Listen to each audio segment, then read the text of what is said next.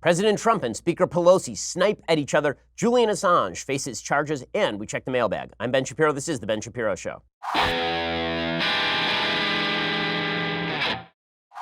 Well, it's a busy Friday. The president also declassifying all sorts of material via his Attorney General, William Barr. We'll get to that. Theresa May, the Prime Minister of Britain, stepping down. We'll get to that as well. We'll get to all these things. But first, you've heard me talk about Helix mattresses for years. Helix makes the best, most comfortable mattresses designed to fit your unique body type and sleep preferences.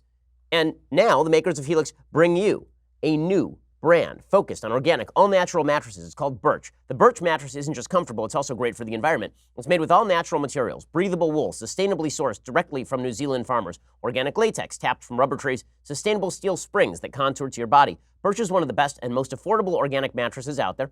It has a 25-year warranty, free shipping, and you get to try it out for 100 nights risk-free. If you don't like it, they'll pick it up and give you a full refund. And right now, Birch is offering $200 off all mattress orders for our listeners. Just go to Birch, BIRCH, living.com/Ben for $200 off your mattress order. That is birchliving.com/Ben for $200 off your mattress order right now. I love my own Helix sleep mattress, and now this new brand, environmentally friendly, also breathable. It sounds great. birchliving.com/Ben for $200 off your mattress order, which is a pretty spectacular deal. Once more, birchliving.com/Ben, BIRCH, living.com/Ben.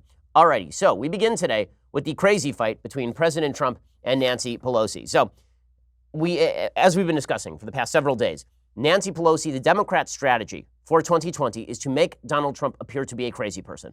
This is their chief strategy. And Nancy Pelosi is basically a suicide bomber doing this. I mean, I don't mean literally, obviously. I mean, politically speaking, Nancy Pelosi has basically strapped on the crazy vest, and she says, if I act crazy, it will get Trump to act crazy. I'm only elected by the people of San Francisco.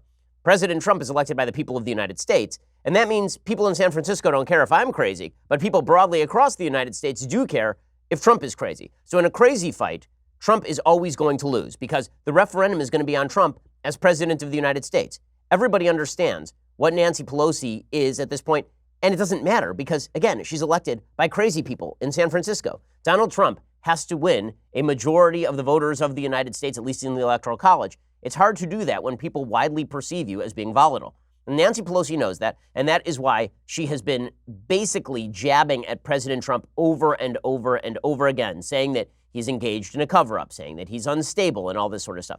President Trump, because he's a counterpuncher, has a natural tendency to then engage in precisely the reverse sort of behavior, which is to rip on his political opponents and also to get supremely defensive about his own mental status. So Nancy Pelosi said yesterday that President Trump wants us to impeach him. Right? This is what she says, that President Trump is a crazy person, he's getting nothing done, and he wants us to impeach him in order to save himself. Here is the Speaker of the House, Nancy Pelosi, jabbing at Trump, deliberately poking at Trump in an attempt to get Trump to fire back at her in the most volatile possible fashion. You said in private, you suggested it today, that the president wants on some level to be impeached. Oh, yes. Oh, there's no question. The White House is just crying out for impeachment. That's why he flipped yesterday, because he was hoping when he saw that. See, he's saying, oh, you called that meeting at 9 o'clock? No, we have the meeting, Mr. President. It's not about you. That was what disappointed him, because he didn't see this rush to impeachment coming out of our caucus in our 9 o'clock meeting, which he thought was called specifically for him. Okay, so then President Trump fired back. So with Nancy Pelosi jabbing at him over and over and over, President Trump fired back yesterday repeatedly. So first, Trump ripped crying Chuck and crazy Nancy. He did this in the Roosevelt Room of the White House, flanked by farmers who he was giving a sort of bailout to in the aftermath of his Chinese trade war. Here's President Trump ripping into crying Chuck and crazy Nancy. And again, as I've been saying for days, I have a lot of sympathy on an emotional level for President Trump, who's being slapped around by Democrats, who's being unfairly treated by Democrats. I really do think that these investigations are not directed toward criminal activity. They're directed toward getting under Trump's skin. Democrats have successfully done that, and that's why the president should not allow them to do it. Look, that's a hard job. I've been through it myself. It's very rough. But the president, if he wants to win re-election, this is not the strategy for doing it. Here's the president ripping into crying Chuck and crazy Nancy. She said I walked into the room right next door yesterday and walked in and started screaming and yelling. Just the opposite. Because I know that they will always say that, even if it didn't happen, because this happened once before. I walked out, I was so calm. So I walked into the cabinet room. You had the group, Crying Chuck, Crazy Nancy. I tell you what, I've been watching her, and I have been watching her for a long period of time. She's not the same person. She's lost it. So he's firing back. And listen, as a Republican, as a conservative, Nancy Pelosi has a lot of this coming, but that's not really the question. The question is this strategically smart for the president to get down in the mud with Nancy Pelosi and have a crazy fight when, again, he is the one who's going to be up for presidential reelection? And then it gets worse because President Trump then calls up his own aides, people who work for him, to testify that he did not throw a tantrum. Well, if you're trying not to appear volatile, probably the worst way to do that is to get your own employees, come on over here, Bob, and tell them I'm not volatile. Come on over here. Tell them I'm not crazy. Jim, you work for me. Tell them I'm not crazy. This is not the way to do this. Here's the president doing this. Kellyanne, what was my temperament yesterday? Very calm, no temper tantrum. I told the Facts First crowd as they published that you were fuming, temper tantrum, rage, lost it, that's just a lie. Mercedes, you're always a straight talker. You were in that room yesterday? Yes, sir. What was my attitude when I walked in? No, Did you I ever were- scream? No, you were very calm and you were very direct. And you sent a very firm message to the Speaker and to the Democrats. What was my attitude yesterday at the meeting? Mercy's right. Kellyanne's right. You were very calm, and you laid out the case. You had a lot of numbers. Oh, no. So, again, do you laugh or do you cry? I mean, really, Mr. President, if you do not want to appear volatile, if you don't want to appear like a crazy person, probably what you shouldn't do is appeal to all the people who work for you to testify as to what a great dude you are. Right? Let's say that somebody called me volatile. You know what I probably wouldn't do is call in my producers. I wouldn't call in Nick and both Mikes. I wouldn't call in my producers and then say, guys, tell them I'm not volatile. Tell them right now. Tell them I'm a wonderful boss. That just what? Like, how is this in any way strategically smart? Again, I get it emotionally. I do. I'll say that 1,000 times over. I get where the president is coming from emotionally. I get where Trump is coming from. But if the rip on you is that you're volatile, and then you proceed to show that you're volatile by calling on Mercedes Schlapp, who works for you, and Kellyanne Conway, who shills for you on television, to testify as to your innate genius, I don't know how is that productive? And then Trump keeps doubling down. He says, Nancy Pelosi is a mess. Again, all of this may be true. Nancy Pelosi is a mess. Yesterday, I played a clip of her on my radio show in which she is utterly inarticulate. It sounds like she's doing a Dadaist poem from the 1930s with some jazz music in the background. She's not speaking in complete sentences. But I am a podcast and radio host. I'm not the president who has to get reelected. Here's President Trump going after Nancy Pelosi again. Well, they're being very nice to her because they really, she's a mess. Look, let's face it, she doesn't understand it. And they sort of feel she's disintegrating before the rush. She does not understand it. They want to have her understand it before it's finished. It's signed. As you know, Mexico's approved the deal. Canada's approved the deal. And they're waiting to get a signal for her. Pelosi does not understand the bill. She doesn't understand it. Even though unions are in favor of it, farmers, everybody just about is in favor of it. Okay, so, and then he concludes this little riff, which went on for many, many minutes in the middle of this press conference with the farmers standing behind going, oh my God. Trump concluded this. I mean, this all goes under bad Trump, honestly. Like, there's good Trump and bad Trump in my good Trump, bad Trump matrix. This is all bad Trump. Not because it's morally evil or anything. The president has said some very immoral things. Nothing he is saying here is immoral, but it is ill-advised at the extreme level of ill-advised. And then Trump finishes with his favorite line. He says he's an extremely stable genius. This is like when people tell you they're exorbitantly wealthy or incredibly brilliant. When people have to tell you, they very often are not. And when the president, when's the last time you told your friends that you were an extremely stable genius? Here's the president of the United States doing that yesterday. For whatever reason, you'll explain this to me. I always got a lot of publicity. So if I said something, even as a private builder or whatever I was doing at the time, I would get a lot of publicity, and without a lot of trying. And I was against certain things. But if you look and you take a look back, you'll see all of the things that you're talking about and all of the things that you're asking about, I was against at that time. And I'm still against. I haven't changed very much. Been very consistent. I'm an extremely stable genius. Okay, and obviously he's saying that a little bit tongue-in-cheek because the president is a stand-up comedian, but that then opens the door to Nancy Pelosi doing this. So Nancy Pelosi then tweets at the president about the extremely stable genius line. She says, when the extremely stable genius starts acting more presidential, I'll be happy to work with him on infrastructure, trade, and other issues. Now, this is supremely cynical from Nancy Pelosi. She's not interested in working with Trump on anything. Her entire goal here is to drag Trump into this fight, to get under his skin, to make him crazy. That's what she's trying to do here. This move where she says, I pray for him. He needs an intervention. He's engaged in a cover-up. And then as soon as Trump comes back at her and says that she's a mess, then it's, well, I was happy to work with him, but then he decided that he wasn't going to work with me. That routine from Nancy Pelosi, it's really galling and it's really perturbing. But with all of that said, is it smart for President Trump to jump into a personal catfight with Nancy Pelosi when here's the thing, the image that he needs to propagate from now until Election Day is of, if not an extremely stable genius, an extremely stable person, or at least a stable person, right? The entire Democratic pitch is Trump is too crazy. The economy is good right now. On foreign policy, we're heading in the right direction. Democrats must create the image that the president cannot be trusted with power because he's a crazy person. And thus, you must hand it over to old Joe, slow old Joe. You remember old Joe. That's really their campaign. They should make their campaign slogan, Democratic campaign slogan 2020. You remember old Joe. That's the entire pitch. I've been saying for years, the Democratic campaign was going to be the 1920 Warren G. Harding campaign, a return to normalcy. That was Warren G. Harding, the Republican Party's pitch in 1920. Woodrow Wilson had lost it. He was senile at that point, and the Democratic Party had followed him so far down the chute that Woodrow Wilson's wife effectively governed the country as president of the United States in the middle of Woodrow Wilson's senility as of 1919. And so Republicans said, okay, we just want normal. How about normal again? That's what Democrats are trying to do. In order to make that happen, they have to portray the president as abnormal. The president should not be helping them out in this quest.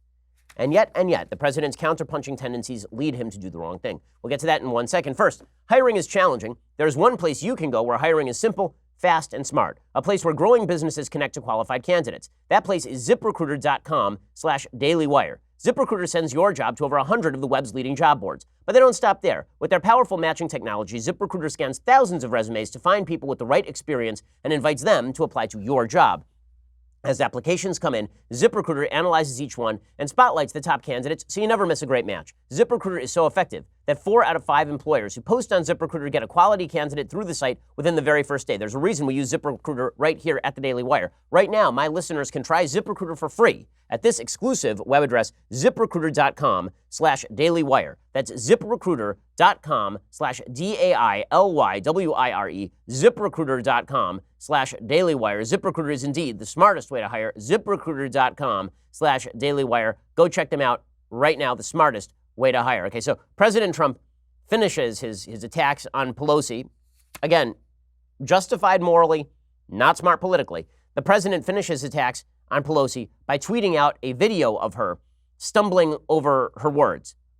And there was a lot of talk yesterday about a doctored video of Nancy Pelosi that made it look like she was slurring her words. I don't know why you'd have to doctor video of Nancy Pelosi in order to come up with that conclusion. She stumbles over her words routinely. She has odd pauses in her verbiage. And this is one of the effects of being 1,000 years old. And Nancy Pelosi has been doing this for a long time. This is not a shock. Well, the president then tweeted out a compendium of Nancy Pelosi stumbling over her words. Now, all of that may be true. It is also true that there are similar videos of the president stumbling over his words. I will say that the media coverage of this is insane and insipid. The media coverage was, how could President Trump do something like this? So cruel, so terrible. They even suggested that this video was doctored. This video is not doctored. These sorts of videos existed about Barack Obama. I remember them. There were these long montages of Barack Obama just saying, like lots of, he'd be like, huge montages of Obama saying that sort of thing. There's the same thing with George W. Bush. As long as video has existed, as long as the capability of cutting video has existed, these sorts of compendiums are put out. Trump puts it out, and suddenly it's the worst thing that has ever happened. The president tweeted out, Pelosi stammers through news conference, in all caps. And then here is the actual video of Pelosi stammering through her news conference. We had a little took a little longer on the floor. The custody of the border. Everyone, he started sending signals, the U.S., Mexico, Canada, if that's not the accurate category. Some people call it after NAFTA, some call it NAFTA 2.0, working together to pass that. Not if we're the three things. We're very busy people. Okay, that three things thing, she is holding up two fingers at the time. So Trump tweets that out. The media go crazy. I will point out the media have been saying that Trump is a nutcase who can't speak English for years, and he's the president of the United States, whether they like it or not. Is any of this wrong? It's not wrong, but it is not strategically advisable. I assume his comms team has told them this, but they cannot control him any more than you can control the wind. That is just not the way this works. Meanwhile, the president is fighting back against the allegations that have been made that the FBI and CIA and the Obama administration were targeting him. He is now attempting to declassify a bevy of materials. Now, I have been saying for years that the president should declassify as much as humanly possible. I'm amazed by Democrats who today are claiming that it's a cover-up when the president declassifies material. So just to review, when the president says that William Barr, the Attorney General, has to keep certain things classified because the federal rules of criminal evidence require that grand jury information not be released into the public, that's a cover-up. So if the president uses classification properly, that's a cover-up. Also, if the president declassifies, that is a cover-up. Now, the argument from the left is, well, he's only selectively declassifying. Yeah, except he made the entire Mueller report, which he could have remained classified. He made that entire thing public. He made the entire thing public. So I don't get this is what Adam Schiff has been saying. So Adam Schiff, who a moment ago was saying that William Barr was ugly, he literally said that on stage yesterday. Really classy, Adam Schiff. I defended Adam Schiff against allegations he was a pencil neck, but Adam Schiff is out there ripping on William Barr and saying that he's an ugly human being. Adam Schiff ain't no Brad Pitt. Right, Adam Schiff tweeted out, while Trump stonewalls the public from learning the truth about his obstruction of justice, Trump and Barr conspire to weaponize law enforcement and classified information against their political enemies. The cover-up has entered a new and dangerous phase. This is un-American. So what exactly is so un-American? Trump has now given Barr the power to declassify intelligence related to the Russia probe. So just to get this straight, Schiff is accusing Barr and Trump of using classified information against their political enemies. But this information is not classified anymore. Trump is declassifying information. So is the complaint that Trump is keeping things secret or that he is making things open? And the Washington Post reports today, President Trump has granted Attorney General William Barr full and complete authority to declassify government secrets, issuing a memorandum late on Thursday that orders U.S. intelligence agencies to cooperate promptly with Barr's audit of the investigation into Russia's election interference in 2016. Now, the reason that Trump is issuing that order is because Trump suspects, and it may be right, that there are members of the FBI and the CIA who are going to attempt not to comply with his orders, not to comply with Attorney General Barr, and to throw stonewalls to stonewall Barr in this particular investigation. The president has long suspected that there are institutional forces working against him inside the intelligence community, the so-called deep state. And there were, in fact, those forces working against him during the 2016 campaign. I mean, this is not under controversy. Peter Strzok was openly texting his mistress, Lisa Page, about setting up insurance programs against Trump being elected and talking about how Trump would never become president and all of the rest of this. I mean, it was so bad that the Inspector General of the DOJ, Michael Horowitz, chided Strzok, and Strzok ended up being fired. According to the Post, the president's move gives Barr broad powers to unveil carefully guarded intelligence secrets about the Russia investigation, which the Attorney General requested to allow him to quickly carry out his review, according to the memo.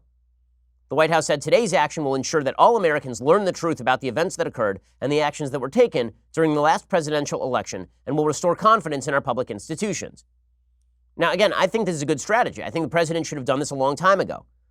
There were a lot of complaints that the FISA warrant against Carter Page was unjustified, that it was based solely on the Steele dossier, that it was basically concocted by Trump's enemies to go after people who worked with Trump during the campaign. And I've been saying for years on this program, okay, so why doesn't the president just declassify that? If that's true, just declassify it. I am for more information in the public view. By the way, I was for the Mueller report becoming public. I'm still for as much of the Mueller report becoming public as is legally permissible. I'm not in favor of any sort of cover-up. I want more in the public eye, not less in the public eye. And I am happy with the president's decision to declassify a lot of this stuff and to leave Barr to do it. I don't think that Barr is a political hack in the way that Democrats are claiming he is a political hack. I think the president has legit questions. I think Trump has legit questions about what exactly went down during the Trump-Russia investigation. And those questions are not illegitimate in the way that so many Democrats seem to be suggesting that they are. Conservative lawmakers have insisted to friends in the administration that declassifying documents will help Trump protect his presidency and further distance himself from any political fallout from the Russia investigation. The move is likely to further anger Democrats who have said that Barr is using his position as the nation's top law enforcement official to aggressively protect the president and attack his critics.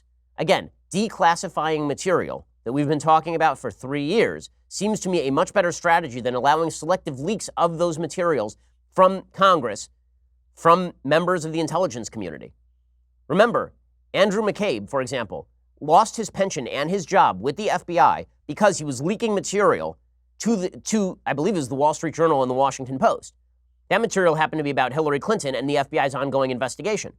Nonetheless, if it comes to selective leaks being made by so-called members of the deep state versus broad declassification of materials that we've been talking about for years, I'm very much in favor of Trump declassifying a lot of this stuff.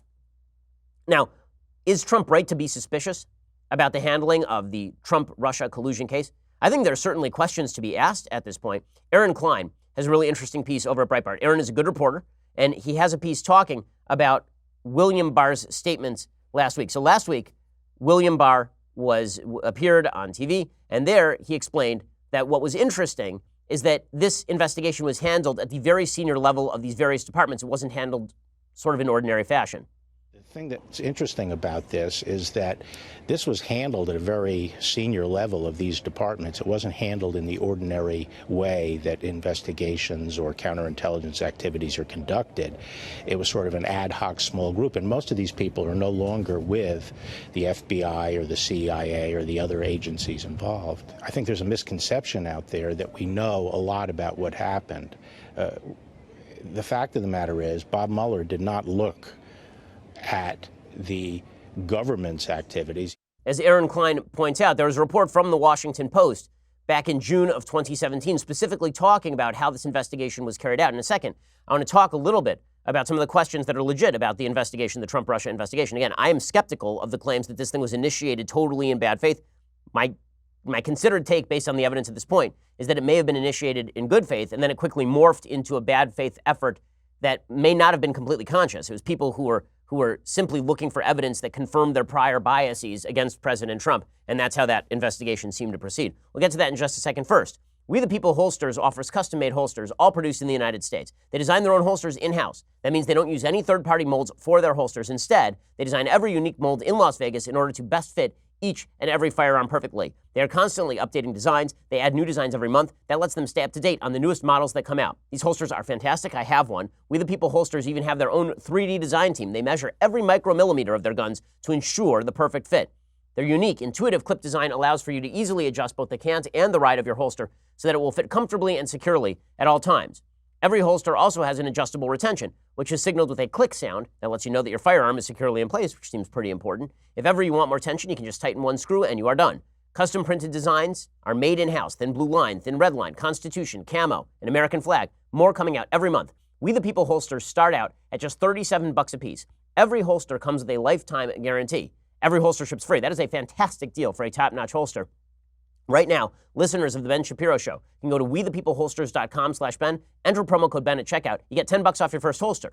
So it's as low as $37. Shipping is free. An additional $10 off your first holster using my promo code. Solid deal for a great holster. Again, that's wethepeopleholsters.com/Ben, promo code Ben at checkout for $10 off. So why exactly would President Trump and William Barr be suspicious of the way in which the Trump-Mueller investigation was pursued? Well, I think one of the reasons they'd be suspicious is because, as Barr says, this thing was pursued at the top levels of the Obama administration. Aaron Klein over at the over at Breitbart points out a Washington Post article published in June 2017. According to that report, CIA Director John Brennan convened a secret task force at CIA headquarters composed of several dozen analysts and officers from the CIA, the NSA, and the FBI. Apparently, the unit was so secretive it functioned as a quote-unquote sealed compartment, hidden even from the rest of the U.S. Intelligence Committee. The unit reported to top officials, the newspaper documented. They worked exclusively for two groups of customers, officials said. The first was Obama and fewer than 14 senior officials in government. The second was a team of operations specialists at the CIA, NSA, and FBI, who took direction from the task force on where to aim their subsequent efforts to collect more intelligence on Russia. The number of Obama administration officials, says Aaron Klein, who were allowed access to the Russia intelligence was also highly limited. At first, only 4 senior officials were involved: John Brennan, the Director of Intelligence James Clapper, Attorney General Loretta Lynch, and then FBI Director James Comey. Their aides were all barred from attending the initial meetings, and that gradually that circle widened to include Biden. Agendas were sent to cabinet secretaries, and they arrived in envelopes that subordinates were not supposed to open. This is not according to Breitbart. This is according to the Washington Post. When closed cabinet sessions on Russia began in the White House Situation Room in August, the video feed from the main room was even cut off during meetings so that aides were not able to see what exactly was going on behind closed doors. Does all of this make you at least a little suspicious? I think it's not unreasonable to be suspicious. That's why declassification would be useful. The more we see, the better at this point. And meanwhile, in other news, Theresa May, the Prime Minister of Britain, is now officially making it clear that she has resigned. She's making way for a new Prime Minister after she failed to shepherd through Brexit. For folks who don't remember the whole Brexit controversy, basically, the people of Great Britain voted that they no longer wished to be part of the European Union. They were sick of the regulations from unelected bureaucrats at the EU level. They were sick of all of the industrial regulations, the immigration regulations that were coming down from Brussels. These were people they had not voted for. And basically, they kicked back. They said, we're not interested in this. They voted for Brexit. And then the politicians in Britain got scared of the EU because the EU said, okay, well, if you leave, we're not going to make a deal with you on trade. If you leave, then we are basically going to blackmail you.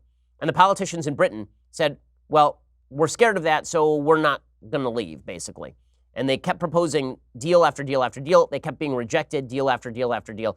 May finally turned in the keys to the car. She basically said, I can't do this anymore. I don't have any deals on the table I am capable of pushing at this point. Here she was today explaining why she is leaving. It is and will always remain a matter of deep regret to me that I have not been able to deliver Brexit. It will be for my successor to seek a way forward that honours the result of the referendum. I will shortly leave the job that it has been the honour of my life to hold. The second female Prime Minister, but certainly not the last. I do so with no ill will, but with enormous and enduring gratitude to have had the opportunity to serve the country I love. Yes, obviously, she's pretty upset about everything that's been going on. She was trying to negotiate a deal, like in her defense, she was trying to negotiate a deal that allowed Britain to keep a lot of the trade benefits of being part of the EU without keeping some of their regulations. And she presented a deal that was insufficient. She kept presenting it over and over. People kept voting it down. The people of Britain want out. How do we know they want out? Because in new polls, the Brexit Party, which did not exist until 5 minutes ago, led by Nigel Farage, who's become sort of an American fixture in media, thanks to the popularity of Brexit. Nigel Farage is now leading in the polls. His party is getting more voters combined than Conservative and Labour, which is an amazing, amazing statement right now. Now, is he going to end up being Prime Minister? Probably not. Probably the Conservative Party is now going to nominate somebody, to put forward somebody at the top of their list, like Boris Johnson, the former mayor of London, who is this very colorful figure, almost a Trump-like figure at the head of their party, who will likely be the next prime minister. He's the odds-on favorite in betting markets to be the next prime minister of Britain. His sole job will be to deliver Brexit. If that's a clean Brexit, it's a so-called no-deal Brexit, then it's a no-deal Brexit, meaning they don't make a pre-existing arrangement with the EU. They just say we're out. Now, I think that what May was trying to mitigate against was leaving, and then there are some economic consequences to that because the EU tries to punish the UK for leaving. And at that point, the Conservative Party pays the price for having implemented Brexit. But it's obvious that her own party wants it. She can't stand up to her own party. It's the people of Britain want this, and they are sick of being told by their political class not to move forward with this. We spoke yesterday on our radio show with Douglas Carswell, who is the founder of Vote Leave and a former member of the UK Independent Party, and he discussed the fact that all of this was eventually going to lead to the people of Britain getting what they wanted. There was a referendum. That referendum remains popular. That referendum was to leave the EU, and the Remainers, who are much of the political class, are simply not up for it. Carswell, by the way, is not a trade restrictionist, so there's been a lot of lying press about what exactly Brexit is designed to do, that Brexit is designed to basically erect a wall around Britain or something like that. I know many of the leaders of the Brexit movement, including people like Daniel Hannan, who was pushing to eliminate his own job. He was a member of the EU Parliament, and he was pushing to eliminate his own job. And he's been saying for a long time he's a free trader, but having a free trade relationship with the EU does not require you to accept Brussels' determination on who gets to live in Britain, for example. May said, she said, quote, "I believe it was right to persevere even when the odds against success seemed high. It is and will always be a matter of deep regret. I have not been able to deliver Brexit." So she now joins a series of Conservative prime ministers who have fallen over the question of Britain's relationship with Europe. David Cameron, John Major, Margaret Thatcher, all of them were ousted in part because they could not get their party to agree on how closely tied Britain and the continent should be, according to the Washington Post. May had spent 2 years negotiating in secret a Brexit withdrawal deal with the EU, only to see it rejected 3 times by the House of Commons. Many of her own Conservatives refused to support her. Earlier this week, she was still vowing to push on, offering a tweaked version of her Brexit plan. It was rejected so swiftly and resoundingly by so many lawmakers, including members of her own cabinet, it became clear that she was going to be ushered out very, very soon. Now, there are a bunch of people who are jockeying for position inside the Conservative Party. As I say, Boris Johnson, who once said that his chances of being prime minister are about as good as the chances of finding Elvis on Mars, is the current favorite in opinion polls and betting markets to become the next British prime minister. On Friday, Johnson came forward and complimented May on a very dignified statement. He tweeted his thanks to her for her stoical service and said it was now time to follow her urgings to come together and deliver Brexit. Nicola Sturgeon is a leader of the Scottish National Party and added that that Johnson was some form of hypocrite. Johnson is popular with the Conservative grassroots. He served 2 terms as mayor of London, which traditionally votes Labour, proving he has some cross-party appeal. He lost support in some circles after the 2016 referendum. He put himself forward as the face of the Brexit campaign. He served as foreign secretary under May, but he had already left. Anybody who is still basically in this cabinet is not going to be prime minister anymore. Other possible contenders, former Brexit secretary Dominic Raab, environmental secretary Michael Gove. Raab is sort of the outsider pick to be prime minister if it is not Boris Johnson. Any lawmaker can put their name forward as long as they have the backing of 2 Conservative members of parliament. So it'll be interesting to see where they go from here. It is obvious, though, that the people of Britain have effectively rejected, and Conservative Party members have effectively rejected the idea of some sort of soft deal with the EU, which hopes to govern them from above. And frankly, good for them. Good for them. I was in favor, as much as I followed it, I was in favor of Brexit, and the British people voted for what they want, and they should get it. Alrighty, so in a second, we're going to get to the news that Julian Assange is now being prosecuted under the Espionage Act. We'll talk about the complications inherent in that sort of prosecution. First, with all the hype about Alabama and the never-ending Russia investigation, you may have missed the recent study in the journal Cell Metabolism. I know, it's not like it's not your favorite reading, but scientists have suspected a correlation between growing rates of obesity and processed foods. What this study discovered was that these foods also appear to lead people to overeat. The bottom line is this: you need fresh fruits and vegetables in your diet. That's why I recommend you start taking Field of Greens by Brickhouse Nutrition. Just 1 scoop of Field of Greens has a full serving of real USDA-certified organic fruits and vegetables. It helps boost your immunity using antioxidants, prebiotics, and probiotics. This is real food. It's not just fake supplement lab powder. Just read the nutrition facts panel on the side. Right now, get 15% off your first order when you go to brickhouseben.com and use the offer code BEN. You know you're not going to start cooking fresh vegetables and fruit every day, so let's not pretend. Get 1 full scoop of fruits and 1 full scoop of vegetables every day with Field of Greens. BrickHouseBen.com. It's a healthier way to live. I'm big into nutrition. It's a great product. BrickHouseBen.com. That's BrickHouseBen.com. Remember to use offer code BEN for the special deal. BrickHouseBen, because I'm a brick house. BrickHouseBen.com. Go check it out right now. Okay, in a second, we'll get to Julian Assange, the prosecution against him on espionage charges. We'll get to that. Plus, we'll get to the mailbag. First, you're going to have to go over and subscribe. DailyWire.com, $9.99 a month. Get the subscription right now. You get all sorts of goodies. We have a Sunday special with Newt Gingrich coming up this Sunday. You get it on Saturday. You get 2 additional hours of the show every single day, which is a lot of content. You also get access to our Daily Wire Backstage. We're doing one next week. You get access to all sorts of goodies. You get to be part of our mailbag, which we're going to be doing momentarily. Like, all these things can be yours for the low, low price of $9.99 a month, or on an annualized basis, $99 a year, which, as you may know, I know you're doing the mental math right now, that is cheaper than the monthly subscription. If you annualize that monthly subscription, you get this Leftist Tears Hot or Cold tumbler, which is magnificent. Look at it. Behold it. Gaze upon it. Enjoy it. But you'll enjoy it more if you have one. Go check it out right now over at dailywire.com. Also, please subscribe and leave us a review at YouTube, at iTunes. That always helps with our rankings. We were the 2nd largest podcast in America overall, according to Podtrac last month. Help us get to number 1 by going over to YouTube and watching, telling all your friends about it. We are the largest, fastest growing conservative podcast and radio show in the nation.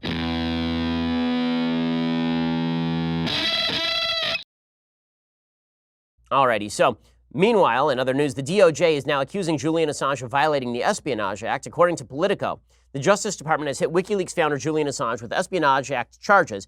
escalating a legal fight against the high-profile activist, alarming press freedom activists. The DOJ had previously only indicted Assange on a single count of conspiracy to commit computer intrusion.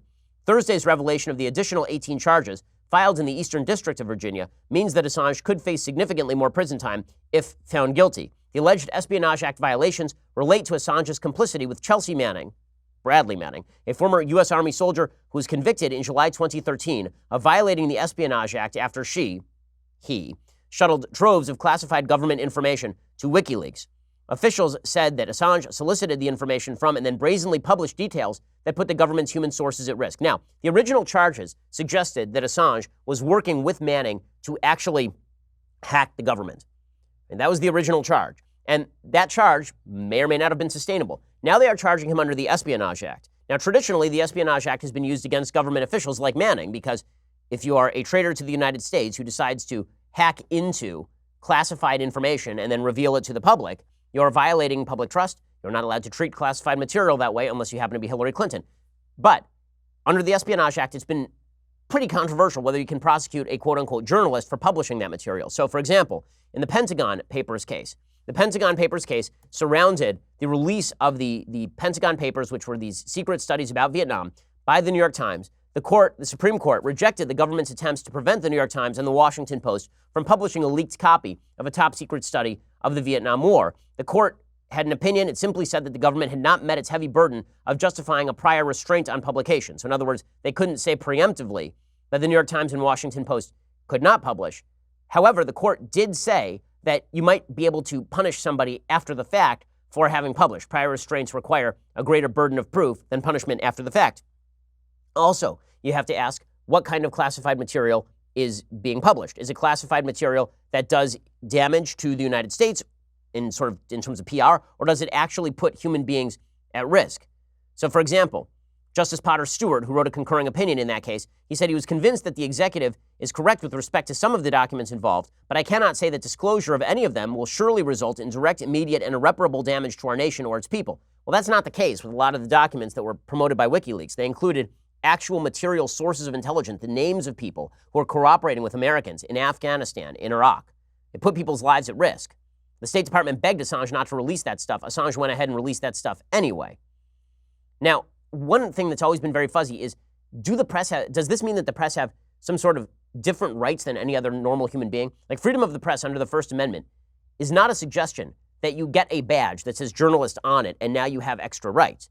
Freedom of the press means that the government cannot stop you from printing things. However, can the government stop you from revealing classified information that endangers American soldiers overseas? The answer there is probably yes. The answer that otherwise, they couldn't really prosecute anybody for even hacking into America's documents and then revealing them. Like why there should be a journalistic exception to this rule is beyond me.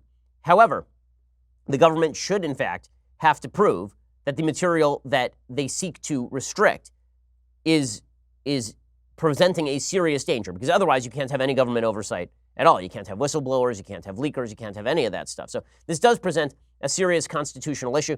One of the issues also is whether Julian Assange is entitled to those protections, given the fact that Julian Assange may in fact be basically a Russian front. If Julian Assange is a Russian front, then this is not just a matter of a quote-unquote journalist revealing information, then it's a matter of an enemy party revealing information about the United States directed at damaging the United States. It raises all sorts of kind of fascinating legal issues. There's a really interesting piece from a few years back from the Reporters Committee for Freedom of the Press about WikiLeaks, and in that piece they basically suggest that journalists have never been successfully prosecuted under the Espionage Act. So the question is going to be whether Assange changes that precedent, whether he can be successfully prosecuted under the act. Barack Obama, by the way, repeatedly invoked the Espionage Act in order to prosecute people. He prosecuted something like 7 people under the Espionage Act. They weren't journalists. It was people leaking to journalists. So the question is Assange a journalist? Is Assange a leaker? Was he participating in the hack? That's the real question here. But it's kind of fascinating because obviously Assange raises serious press freedom issues. And as I say, I don't think this is unique to the Trump administration, the attempt by the press to play this as Trump cracking down on the press because he doesn't like Julian Assange. I was there like 5 minutes ago when President Trump was praising WikiLeaks. So this is not personal animus that Trump has against Julian Assange or anything like that, or personal animus for the DOJ against WikiLeaks. WikiLeaks has been an extraordinarily dangerous player in this space for a decade at this point. Alrighty, it's time for some mailbag because it is a Friday. So let's jump right in. Javi says, "Hi, Ben. I'm a 17-year-old high school student at a school that is about 99% leftist, not liberal, in Los Angeles. I've been listening to you almost every day for about a year and wanted to say thank you for everything you do. My question is, I just gave a full pro-life statement to my high school newspaper, and I'm wondering if you have any advice on how I can weather the storm I'm sure to receive from classmates, friends, and even teachers that will call me all sorts of names and attack my character. Thank you." Well, I mean, this is a character-building exercise, dude. I gotta say, as somebody who's been in the public eye since I was basically 17 years old, your age, you think that you've grown a thick skin, and then you realize every 5 minutes that you need to grow another layer of skin. I mean, at this point, I basically look like the Thing in terms of personality from the Fantastic Four. I mean, you just grow layers and layers of thicker and thicker skin until you look like a rock human. That's effectively what you have to do here. You're going to take hits, but that is what being in the arena is all about. Just stand strong. I would say don't go out of your way to insult anybody. And it's not a rule that I've always kept myself, but most of my regrets happen to be insulting people that I look back and I say, well, that's probably not something I should have done. It's something I've been trying to work on myself. So if I have advice to young people, it is only speak when you are particularly sure of what you are saying. Make sure that you are double sure of what you are saying, because the fact is that we now live in a media environment where anything you say publicly when you are 16 or privately, as it turns out, when you are 16 or 17 years old, can be used against you by your political opponents. So you just have to be extraordinarily careful. And also, try to cultivate a level of character that you wish that your opponents had. So try not to engage in character attacks. Instead, debunk arguments. And if they engage in a character attack, then you are fully justified in saying that they are being a jerk. That you are fully justified in saying, as I've said for years, and I continue to maintain. If somebody attacks your character, you have no obligation to sit there and take it. You are fully justified in responding by saying that they are badly motivated. You are fully justified in saying that they are acting like a jackass. You are fully justified in doing all of those things when somebody attacks your character. Don't be the first person to attack character. Attack political point of view instead. Rohan says, "Ben, new subscriber here. I have a question regarding your recent book. In the book, you argue that Judeo-Christian morality and Greek natural law built the foundation for scientific progress in the West. If this is true, what about other civilizations such as ancient China and India? These civilizations made important discoveries as well, but did not have the same foundation as the West. Also, the Roman Empire made great technological advances before Judeo-Christian influence. Thank you for all you do. Best, Rohan." Well, the truth is that the vision of modern science, the idea of hypothesis and hypothesis being rejected by evidence, that sort of science, experimental science, is unique to the West. There's a difference between technological progress, which does exist in a vast number of civilizations, and that technological progress is generally linked to the human need to overcome the environment around them. There's a difference between that and the pure idea of exploring science for its own sake, which then has technical applications later. That is something that seems fairly unique to the West, which is why you see thinkers in the West like Isaac Newton, who are trying to figure out general rules of the universe in a way that very few people were doing in other civilizations. That doesn't mean that every other person in every other civilization was incapable of doing this. Obviously, there were strides in science and mathematics, particularly in the Indian world, as in like India, in the Indian world in the first millennia. But the great expanse of science was deeply wedded to, historically speaking, the Judeo-Christian belief that in order to investigate God, you had to investigate God's universe. And that was tied to a Greek natural law, evidentiary-based position, that the way to discover natural rules was to look at the evidence. I mean, that's an Aristotelian idea. So, as I say, this is not to discount any of the discoveries of other civilizations. The question is why the West did it best. And the answer is that the West did it best not just because they were making technological advances. Again, technological advances exist throughout history. The question is, why is it that the West came up with this idea of science, this generalized idea of science, which was then used to create tremendous technological change far beyond what you get if you were just in a field and you needed to figure out how to make a plow work better, for example. There is a difference between generalized science and technological and kind of incremental technological change. Eli says, "Hi, Ben, it's my birthday. Can I get a shout out?" You just did, my friend. Michael says, "Ben, what do you think of the post-Keynesian argument that says government deficit spending, as long as we're not at full employment, is a net positive on the economy? That is putting more money into the economy than it's taking out, while surpluses are a net drain since the government is taxing more out than it is spending back in." Well, I don't believe in government surpluses as a general rule. I don't think that the government should be taking in money unless they intend on using that surplus for something useful. A government surplus is effectively the government confiscating wealth from people that they do not use. And that seems to me a confiscation that is unjustified. As far as the post-Keynesian argument, the general argument that government deficit spending is inherently a good, that widespread government deficit spending is inherently a good, it's good until it's not. Just like credit card spending is good until it's not. It's great. You can buy all sorts of stuff. And then the credit card bill comes in, and then things go to hell in a handbasket. Right now, the United States is riding on the fact that we are the most powerful economy in the world and in world history, that there are no near rivals for it, and thus the dollar remains strong. People continue to invest in our bonds and all of the rest. That's true so long as we don't radically regulate our economy, raise taxes, engage in Green New Deal type silliness. But there will come a point where people are going to recognize that $21 trillion in debt ain't getting paid off anytime soon. And when that happens, then we're cruising for a bruising. Joshua says, hey, Ben, so I'm currently serving in the military, looking for a new career when I exit. First of all, thank you so much for your service. You're doing something I didn't do. I have nothing but admiration and really respect for that. Law has been something I've always been interested in. I was wondering what law books you could recommend to learn the basics of constitutional law and or criminal law. Thanks. Well, criminal law, I mean, there are some pretty good criminal law textbooks that are out there. I would say in terms of constitutional law, some of my favorite books on constitutional law include A Matter of Interpretation by Justice Scalia, very slim volume that sort of explains constitutional theory. I disagree with him about stare decisis, but his general take on how to read constitutional text is correct. I think that you should check out Robert Bork's The Tempting of America, which is a really nice history of the court and what exactly the court has done throughout American history. Mark Levin has a really good simplified version, I think, of Bork's book called Men in Black from maybe 15 or 20 years ago. That's a pretty good synopsis of how the courts have usurped power. All that stuff is pretty good. And then obviously read the basics, the Federalist Papers, read the Constitution itself. The Heritage Foundation has a wonderful guide to the Constitution with case references and everything. I'd recommend going and picking that up from Amazon. Robbie says, hey, Ben, why isn't making adoption more affordable at the top of most Republican policies? I know Alabama, where I live, is kicking butt at adoption in the state right now. My wife and I have looked into ourselves a few times. The financial side can be pretty daunting. Generally, I'm in favor of government being involved in it as little as possible, but can it be considered conservative to think that tax dollars should go toward taking care of orphans and putting them in a loving home? Trying to reconcile my feelings on adoption with my small government feelings. Shapiro, Haley, 2024. As far as making adoption simpler, yes, regulations on adoption should be largely relieved. It should be easier for people to adopt. As far as tax incentives being driven toward adoption, I think that the tax rates generally should be lowered. As a libertarian, I'm not generally in favor of the government, quote unquote, promoting policy via tax dollars. With that said, we do have a tax system that right now has to care for people who cannot take care of themselves. And that going toward the taking care of orphans and then shifting them toward adoptive homes seems like a not terrible idea to me. Jacob says, hey, Ben, I just graduated from law school last weekend. Any stories or tips you can share on how to study for the bar exam?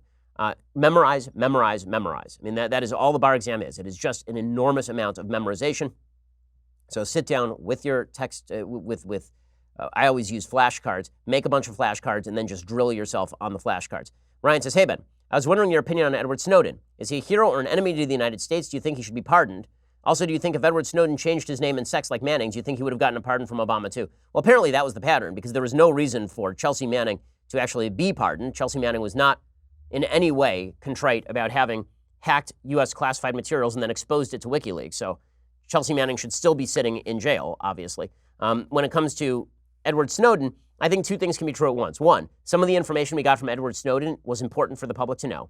And two, Edward Snowden is not a hero. Edward Snowden was pretty obviously working with the Russian government. And Edward Snowden, which is why he tried to take refuge in Russia, and Edward Snowden, I do not think is a good guy. So bad people can sometimes give you material that you need. This does not make you a hero. It means that you did something that is wrong, but it revealed good information to the public. This does happen on occasion. So the answer is sort of both. I don't think it's heroism to hack America's classified documents and hand them over in bulk to people who do not care about America's national security. At the same time, I'm glad some of that stuff is available to the American public so we know the extent of the government's surveillance upon us. Okay, time for some things I like and then some things that I hate. So, things that I like today. So, this is a stupid, wonderful movie. The movie is Olympus Has Fallen. I know it's old. I was only made aware of this recently. Sonny Bunch, who I will admit is my favorite movie reviewer, he said that Olympus Has Fallen was a great movie, which is to say that it was going to be retrograde and politically incorrect and all the rest. And the movie basically is. It's effectively the movie is just. Basically, the movie is just Die Hard in the White House, except without half the clever dialogue. That's all the movie is. And it's fun. It's really fun. Also, I happen to really like Gerard Butler. I like Aaron Eckhart. So here's a little bit of the trailer. Mr. President, 5 minutes, sir. Evening, ma'am. Merry Christmas, Mike. Mustang, this is Big Top, bringing out the full package. Where'd that come from?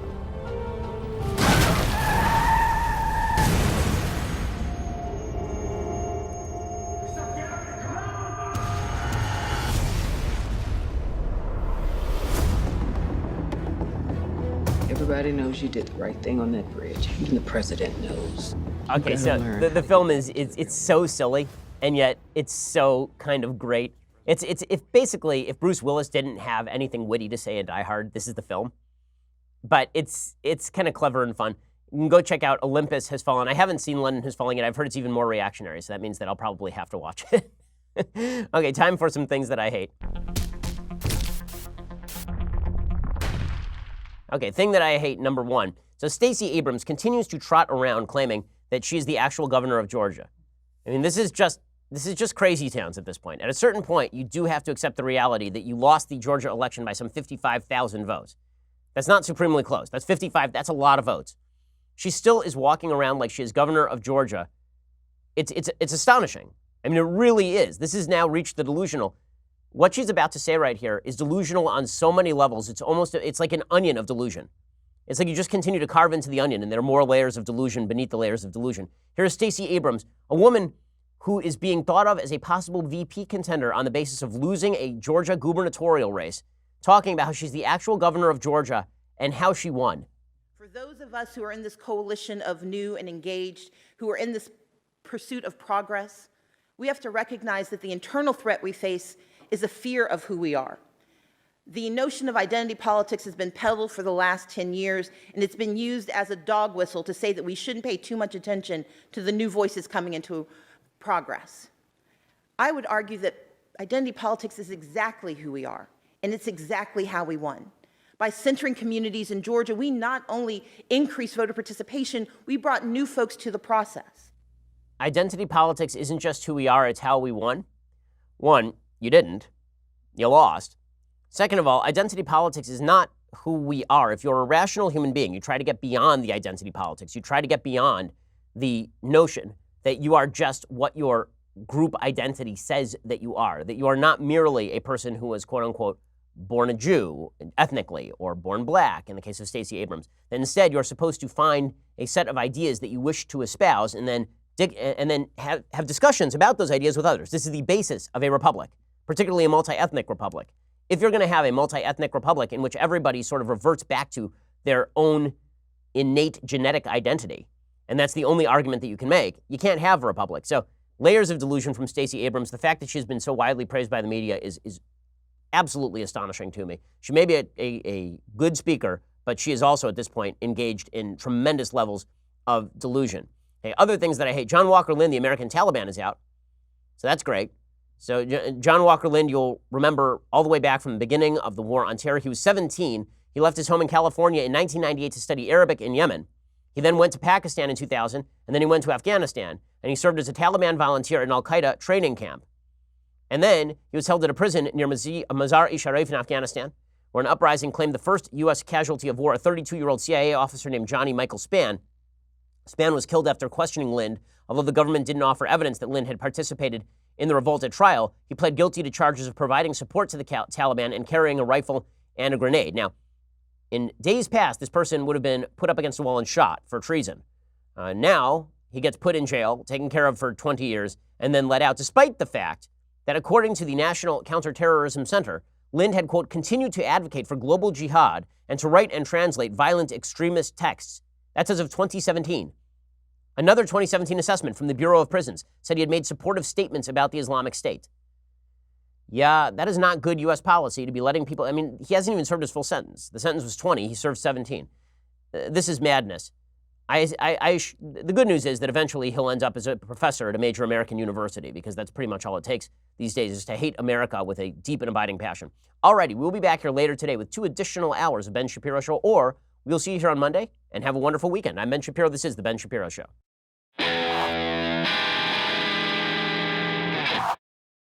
This is The Ben Shapiro Show. Executive producer Jeremy Boring. Senior producer Jonathan Hay. Our supervising producer is Mathis Glover. And our technical producer is Austin Stevens. Edited by Adam Sayevitz. Audio is mixed by Mike Caromina. Hair and makeup is by Jesua Olvera. Production assistant Nick Sheehan. The Ben Shapiro Show is a Daily Wire production. Copyright Daily Wire 2019.